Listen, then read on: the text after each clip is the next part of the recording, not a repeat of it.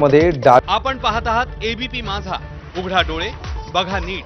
चितळे बंधू 75 वर्षांच्या आपुलकीचं एक नवं नातं.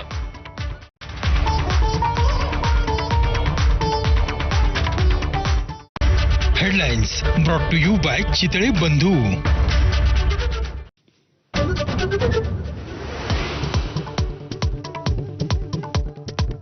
आरोपांची राळ उठवणाऱ्या सुरेश धस यांनीच घेतली धनंजय मुंडेंची भेट.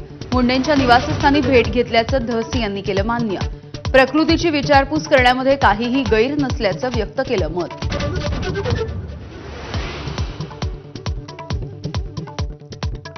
धस आणि मुंडे आपल्यासोबत 4.5 तास होते. चंद्रशेखर बावनकुळे यांची माहिती. सुरुवातीला खंडन करणाऱ्या सुरेश धस यांच्याकडून अखेर भेटीचा तपशील जाहीर.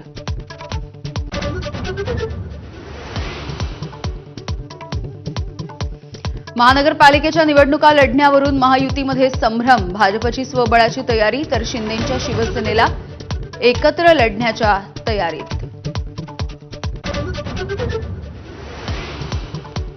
ठाकरेंना धक्का दिल्याच्या नंतर एकनाथ शिंदे आज रत्नागिरीच्या दौऱ्यावर. दुपारी 2:30 वाजता रत्नागिरीमध्ये शिंदेंची आभार सभा.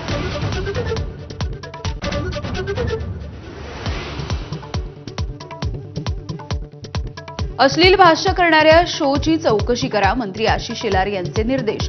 परवानगी न घेता तिकीट विकणाऱ्या शोची सुद्धा चौकशी. इंडियाज गॉट लेटेंट निर्लज्ज कांदेपोहे या वादाच्या पार्श्वभूमीवर सरकारची खबरदारी.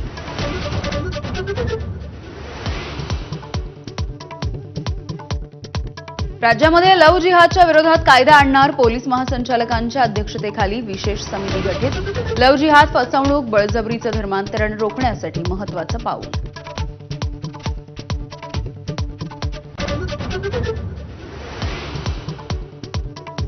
तुळजापूरच्या भवानी मातेचं मंदिर राज्य संरक्षित इमारत म्हणून घोषित. मंदिराच्या स्ट्रक्चरल ऑडिटचा रिपोर्ट समोर. त्यानुसार पुढील कामाची दिशा होणार निश्चित.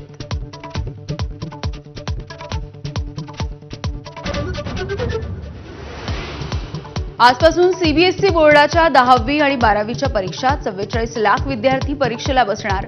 10वीची परीक्षा 18 मार्चपर्यंत तर 12वीची परीक्षा 4 एप्रिलपर्यंत.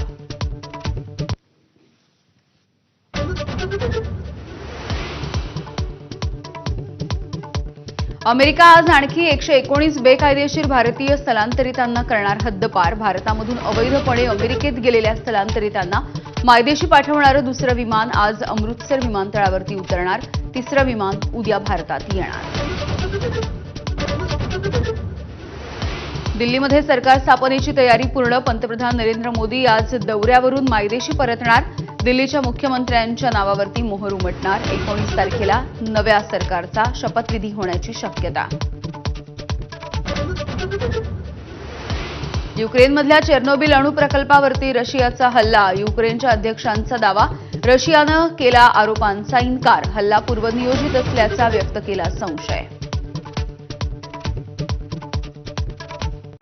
Headlines brought to you by Chitale बंधू.